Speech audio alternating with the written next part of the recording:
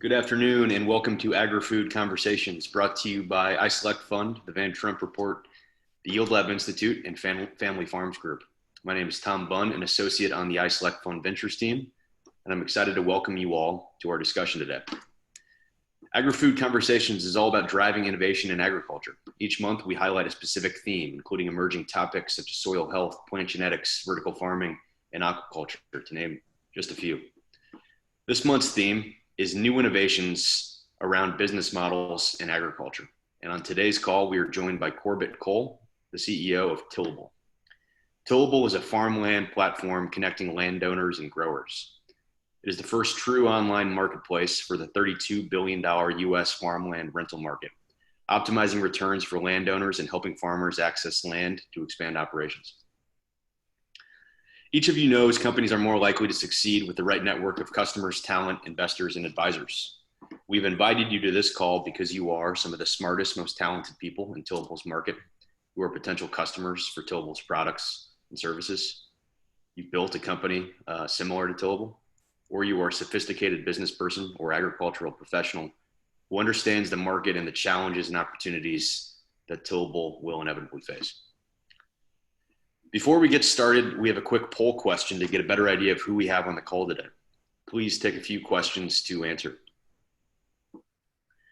While you're doing that, a few final process comments before we get rolling. We are not soliciting investment in any way whatsoever. This presentation is to provide information to help Tillable find customers, mentors, or other strategic relationships that can help them grow their business. You are all also on mute.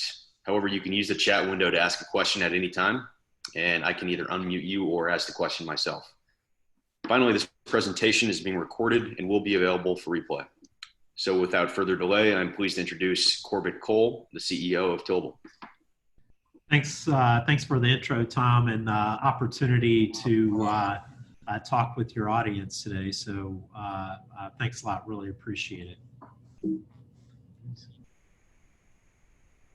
So just to kick things off, as you mentioned, Tillable, our tagline is a new lease on land, but our goal is to make buying and renting farmland simple and sustainable for generations to come. And it's that sustainability part is very important to us. We want to make sure that the farmland is being properly cared for.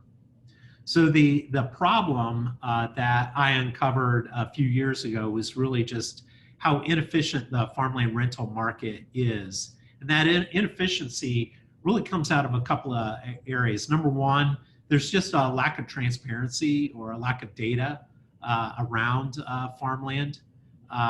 It's very difficult for landowners to understand fair market value for their farmland and the rental value of their farmland. And really, how do these landowners find a new farmer or find a farmer to rent their land to? And this inefficiency creates what we call kind of a gap in potential rental income for the landowners of about $8 billion per year. So a few minutes ago, you mentioned the farmland rental market is a $32 billion a year industry. That's the USDA's number. And we estimate, based upon what we have seen so far on our marketplace, that landowners are typically losing 25 to 30% of their potential rental income off the land. And we're here to try to drive more efficiency and more transparency into this market.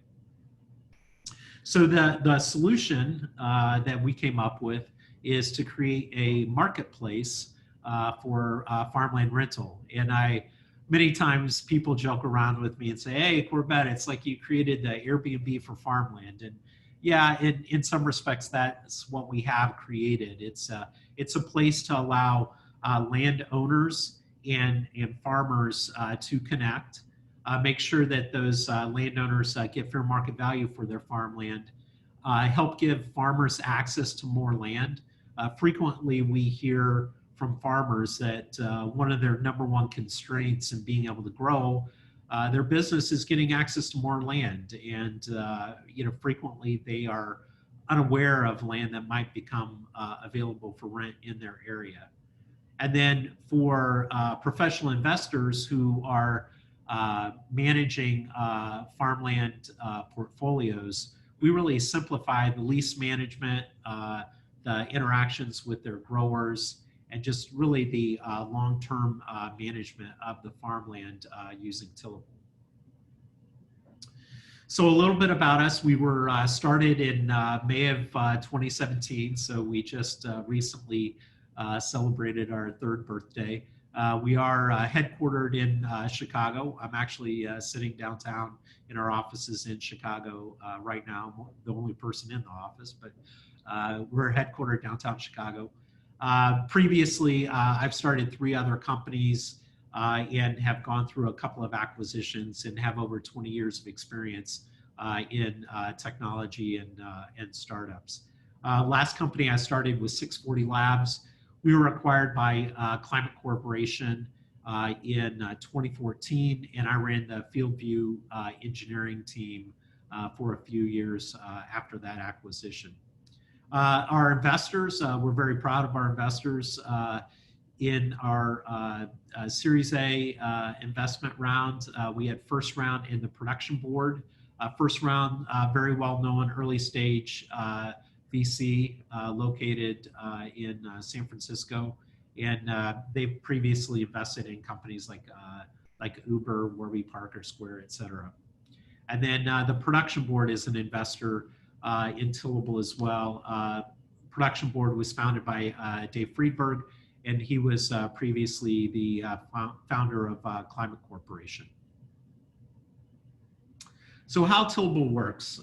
We've basically created a marketplace around farmland to allow landowners to list their farms for rent and or just manage their farms via the platform. And as you can see, it's a map-based interface that allows either a landowner or a farmer to zoom in on their particular area, see what other farms might be in that general vicinity. And then if a farmer is looking to rent the land, that farmer can double click in on a farm, find out how many acres are available, the type of soil, what the crop history is on that farm. And then if that farm is accepting offers, place an offer to rent that farmland. Professional investors can have a very similar interface. Even if they're not looking for new growers, it just gives them an easy way to manage their farmland at scale. So Tillable is really a SaaS solution, a software as a service solution that allows for centralized data around the farms that you're managing, performance benchmarks. How are my farms performing as compared to other farms, either in my county or my region? Price discovery. What is my farm worth from a rental standpoint? Verification of farmers in that particular area. On the platform today, we have over 50, on average, over 50 farmers within 30 miles of every farm on the platform, and a total of about 14,000 growers on the platform today. And then we also process payments for landowners, and these payments are processed electronically, ensuring that those landowners are paid on time, and also simplifying some of the management of the farmer-landowner relationship, making it easier for farmers to manage their lease agreements with their landowners. Some of these farmers have 10, 20, heck, I've heard of 100 landowner relationships some farmers have, and we really view Tillable as being able to make their lives easier, remove some of the friction in managing those relationships.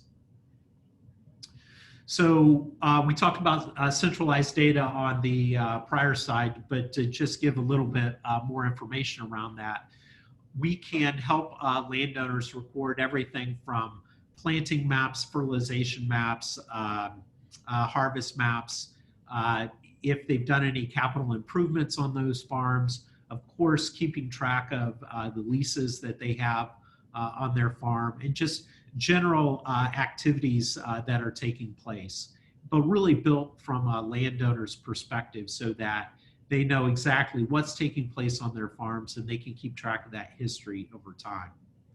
And then from performance benchmarks, how is my farm performing relative to other farms in my county or in my region? What does the distribution of offers that came in on my farm, what did those offers look like? And really even helping landowners understand the cap rates on their farms. You know, what is that return on investment for the farms that they've invested in? Price discovery is the mechanism by which we allow farmers to place offers to rent farms. So on the left-hand side, you've got the image of our offer screen where a farmer can go in, make an offer on a farm. You can see the details around that farm, the lease signing date, when payments are due, etc. The duration of the farm as well. And then the landowner gets access to a price discovery screen that allows them to see all of the farmers that placed offers on a particular farm, what the amount of their offer was, and it even allows farmers and landowners to have a dialogue back and forth as they're finalizing the negotiations around their leases. On the right-hand side, we've got the image of our farmer profile. So every farmer that places an offer on Tillable creates a profile on Tillable so that the landowner, as they're looking to choose one farmer versus another, they can choose the farmer that they feel is really right for their farm. And in that profile, we're collecting information about how many acres that farmer farms, how many acres the farmer owns, farming practices such as are they no-till, strip-till, and then other aspects like some farmers could be organic or non-GMO farmers, or they may follow other sustainable farming practices. So really the profile of the farmer is almost like a LinkedIn page for a farmer that they can really promote their farming operation. A little bit more on the farmer verification. We are getting both references from landowners, trade references, bank references, and then also in some cases, landowner references on growers. And we will verify that those farmers are in fact, true, real people placing offers on those farms, and that the landowner can be rest assured that those farmers are going to be outstanding, farmers to be farming their land. And we're ensuring prompt payments through the electronic ACH payments that we run through the platform. So very similar to the way many people are getting direct deposits of their paychecks, we facilitate the payments from farmers to landowners via ACH payments through the platform. Once the lease is signed, the payment is scheduled, and then automatically those payments will be debited from the farmer's account and then credited to the landowner's account. So really eliminating a lot of the manual paperwork around leases and also manual paperwork around getting payments and paper checks. So how is Tillable doing so far? So in 2019, we had about 30,000 acres on the platform, a little over 2,000 farmers, and we processed between $7 to $8 million worth of rent through the platform. And that represents about $200 million of land tillable in 2019. 2020, we took quite a big jump up to around 300,000 acres. Today, we have just about 14,000 farmers on the platform that have accounts on Tillable, and we've processed a little over $60 million worth of rent payments or gross merchandise value through the platform. And that represents well over $1.5 billion of land value that's being managed via Tillable. So as we look out into the future and the growth that we're planning to experience over the next 5 years, we think in the next 5 years we'll be on over 10 million acres. have well over 50,000 farmers on the platform and be processing rent payments in excess of $1.5 billion. And at that point, with 10 million acres on the platform, that 10 million acres would be worth well over $50 billion. So obviously some pretty big growth for the company coming up. And even in the last year, we've experienced somewhere between 8 to 10x growth year over year. So very, very strong growth that we're proud of as a company. So if you're interested in talking to us at Tillable, feel free to reach out either by going to our website at tillable.com. You can give us a call on the phone or drop us an email. We'd love to help you, whether you're a potential investor in Tillable, whether you're potentially looking to find a more efficient way to rent out your farmland, or if we have any growers on the call today, we'd love to help growers find some more land to rent through the platform. So thank you for your time today. Really appreciate it. And I guess, Tom, with that, I'll flip it over to you and see if we have any questions coming in. Fantastic. Thank you, Corbett. Very interesting stuff, and really appreciate you taking the time. So for everyone in attendance, there are a couple ways we can ask Corbett questions. You can type a question in and I can ask it to Corbett, or you can raise your hand and I can unmute you. So as you're getting your questions in, I guess, Corbett, to kick things off, can you talk a little bit about how you're growing that quickly and how you plan to and how you have grown that quickly to date? Obviously, pretty astronomical growth anticipated. Can you give us a sense of what tactics you're using to gain farmers and to gain trust from the farmers? Sure. So what we have found is land really attracts farmers to the platform. And every time that we have land that comes available for rent, it has a tendency of a lot of farmers create accounts to place offers on the farm. So really, if you say, hey, what's the secret sauce? It's all about getting more acreage on the platform, and that acreage attracts the farmers. We do most of our marketing to farmers via digital mechanisms. So believe it or not, Facebook, Twitter. We do some marketing on Instagram as well. And then just good old-fashioned Google search. If you're looking for land to rent out and you do a Google search, usually you're going to find Tillables, either the top or the top one or two search results around farms for rent. On the landowner side, most of our marketing is done via direct mail. And then secondarily, we do a fair amount of marketing via digital mechanisms, also on Facebook, and then through search engine optimizations in Google and so forth. So the more land we get on the platform, that attracts more farmers. So when we think about Tillable being a marketplace, it's a two-sided marketplace, landowners and farmers. So it's really all about trying to get land on the platform and helping farmers get access to more land to farm. Great, thank you. We have a bunch of questions coming in the audience. Just to point out, Christian, it's a great question, but if you could get in touch with Corbett directly after this. Again, this is not to solicit investment. Understand that's just the informational question you're asking, but for the purposes of our lawyers, we're going to avoid answering questions like that today. We have another question from C. Merrigan. He or she asks, the data on the farms that you presented, is that using field view? Are farmers required to use field view to gather that data? No. We don't currently have a relationship with Climate and Field View.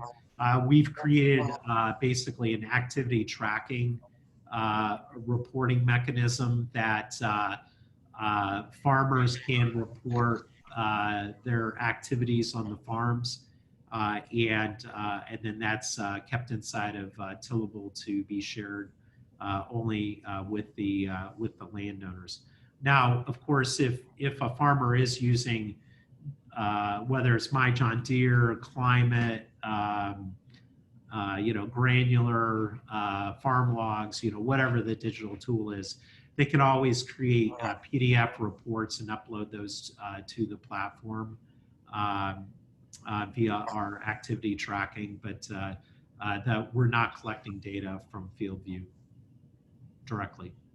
Great, thanks. Steve Welker asks, what is the cost to farmers to rent through Tillable? So it depends on the relationship. If a farmer is what we call kind of grandfathered in on a farm, so for example, if a landowner already has an existing relationship with a farmer and they just to start to manage that farm via Tillable, there's no cost to the farmer. If a farmer finds a new farm to rent via Tillable, in general, it's going to cost just 2% of the rent.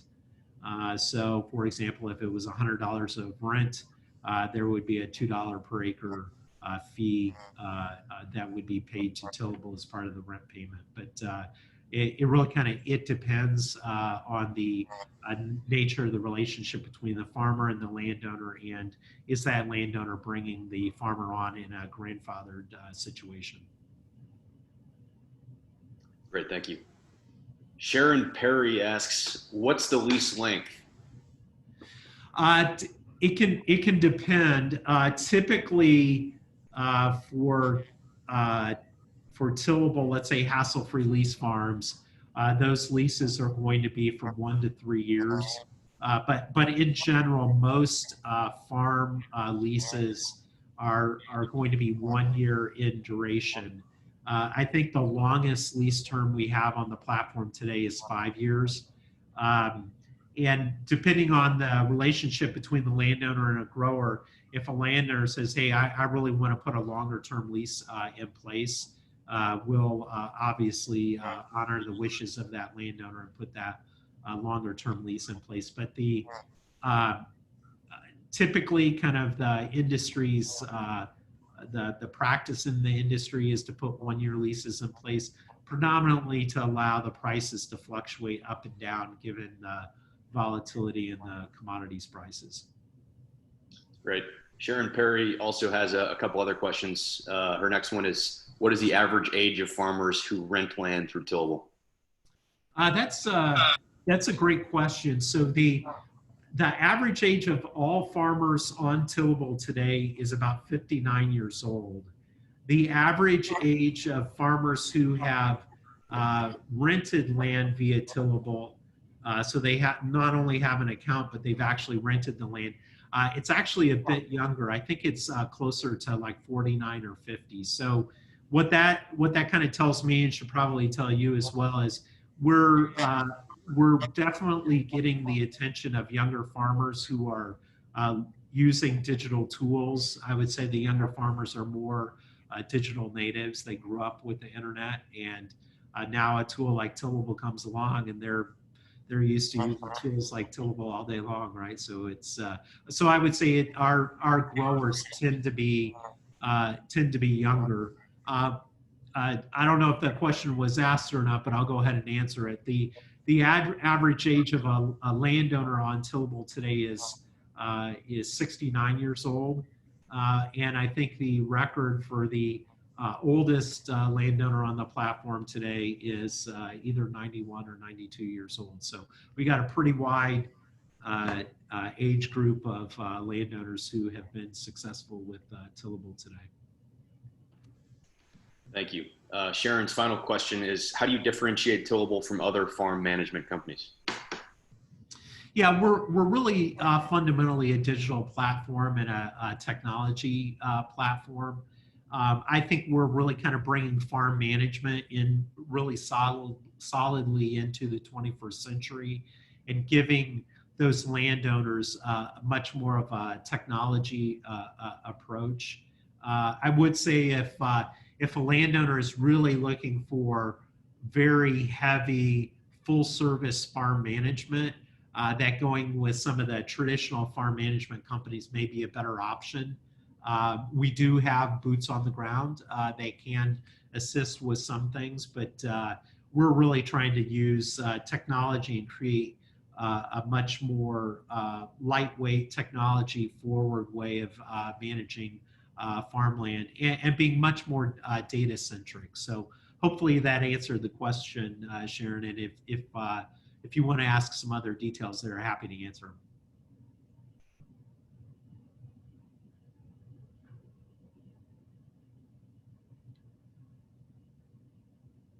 Sorry about that, was on mute. Thank you. Tom Gable says, hi Corbett, does your SaaS offering today connect financial institutions such as banks, lenders, or insurers to both buyers and sellers or renters? If not, do you anticipate layering on this offering?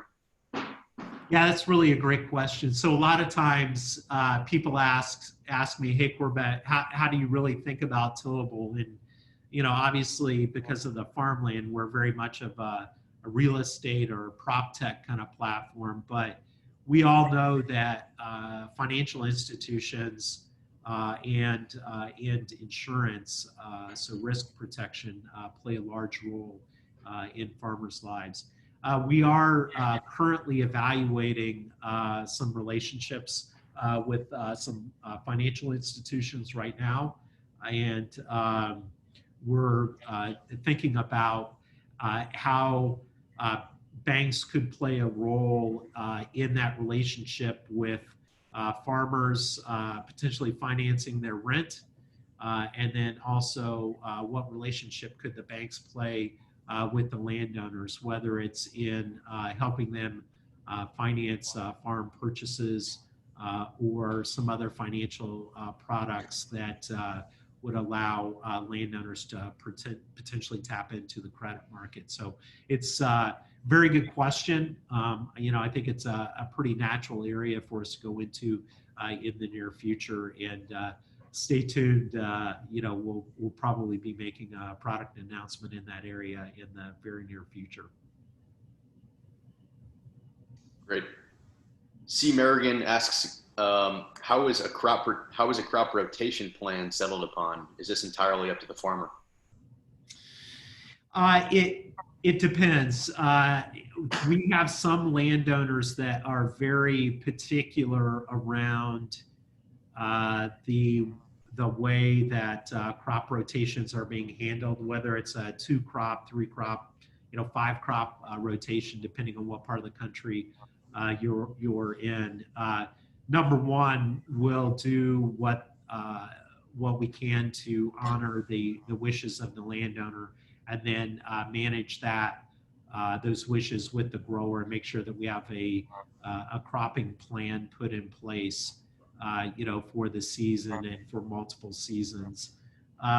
Just as a standard practice and for sustainable farming practices, we are recommending, just best practices in, let's say, in corn and soybean rotations, and then also encouraging farmers to look at reduced tillage and also looking at cover crops as well. So first and foremost, trying to answer or trying to address the concerns of the landowner, number one. And then number two, trying to introduce sustainable farming practices into the equation, such that we'll be sure that these farms are properly taken care of and they're productive for generations to come. Follow-up question to that from C. Merrigan. How are rental rates determined with regards to fluctuating commodity prices? For instance, this year's dip in corn. Yeah, that's a great question. If you talk to a farmer, they'll tell you rents go up really fast and they come down really slow. And I think there is a little bit of truth to that. But obviously, if a farm is being put through price discovery, where farmers are placing offers to rent farms, you'll just naturally see that those farmers will start dialing back their offers to rent farms, on a per acre basis based upon what they think the commodities markets are going to do. Obviously, we are in kind of a lower commodities price market today. Corn prices are off, 10 to 15%, right now. So we are seeing some downward pressure there. In our thinking, we don't know that there's necessarily a one-for-one correlation between price and commodities, drops in prices of commodities and price in rents. From our looking at historical data, the prices are not going to fall quite as much. So we're thinking, prices would be down 2 to 3%, maybe 5% in some cases. But that's where our heads are today, given the current prices on the commodities exchanges. Goatwell Farms asks, how does a 3-year lease allow reassurance to a farmer in investing in infrastructure, fencing, et cetera? Yeah, great question. So if there are larger infrastructure improvements or capital improvements that are being made to a farm, that's definitely a case where you would want a longer contractual relationship between the landowner and the grower. So obviously, the payback period on a tiling project or fence repair, improvements to irrigation systems, et cetera, could take several years. That's where we would sit down with the farmer, sit down with the landowner, and try to put something in place that makes sense. Obviously, we never want to put a farmer in a situation where he has large capital outlays and then has the potential to lose a farm and not be able to recoup the benefits of those improvements to the farm. So it's really, as those come up, we'll work with the landowner and the grower to make sure that there's a longer term relationship in place and that farmer can recoup that investment on that farm. Great. Christian Berger asks, what crops are most planted? Is there a disproportionate representation of any crop compared to the local market? I think I would say we're fairly representative of the local markets. The vast majority of our land is in Illinois, Iowa, and Minnesota. We are starting to pick up some land along the Mississippi now as well, and down into the Delta. So, from an overall acreage standpoint today, it's the top 4 crops are corn, soybean, rice, and cotton. But it's in general, I would say it's fairly representative of the areas where we're operating. Obviously, as you get a little bit further up north, in certain areas, you will find sugar beets. We will find, as you get a little bit further out west, some wheat land, but fairly representative of what you would expect in those particular geographies.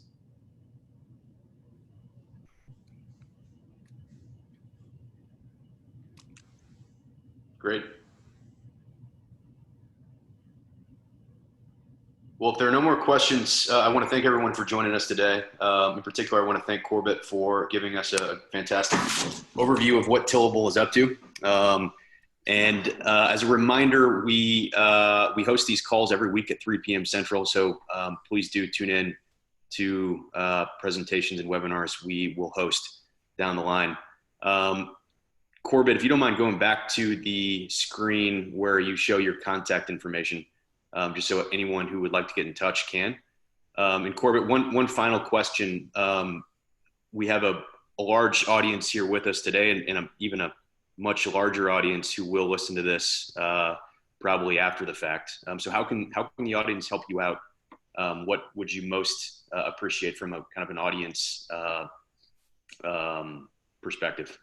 It all comes back down to the land. So if there are any landowners on here, or if folks have any relationships with any landowners, we would greatly appreciate any introductions that you could make there. And then always looking for more farmers, progressive farmers that are looking to expand their farming operations. Feel free to have them contact me, and we'll help them out. So if anybody would like to contact me directly, my email is just Corbett, Corpett, at tillable.com. And feel free to drop me questions directly, and I will get back to you in a very timely fashion. Great. Looks like Christian Berger has one final question.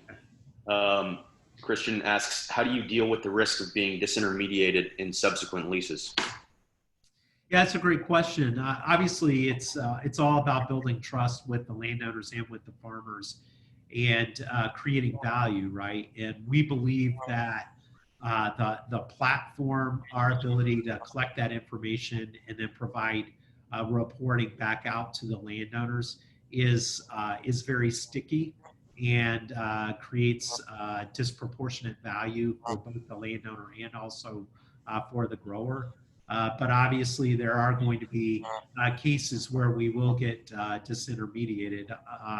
If that happens, obviously that means that we didn't create value for somebody, whether it's the landowner or the grower, and actually that will be held accountable for that, right? Because they will have left the platform. But we honestly believe that this is a better and easier way to manage farmland, and the feedback from our customers has been really great, and we haven't had that situation happen to us. I'm sure at some point in the future it will, but so far we've been very successful in keeping both the landowners and the growers on the platform and not getting disintermediated. But great question, and obviously something that I worry about, and we've got to do our best to earn our keep every day.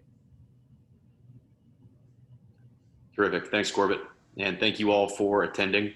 As one final reminder, a replay of the webinar will be emailed to you in the next 24 hours. So please share it as you see fit. And thank you all for joining us. Have a great afternoon, and hopefully we will see you next week.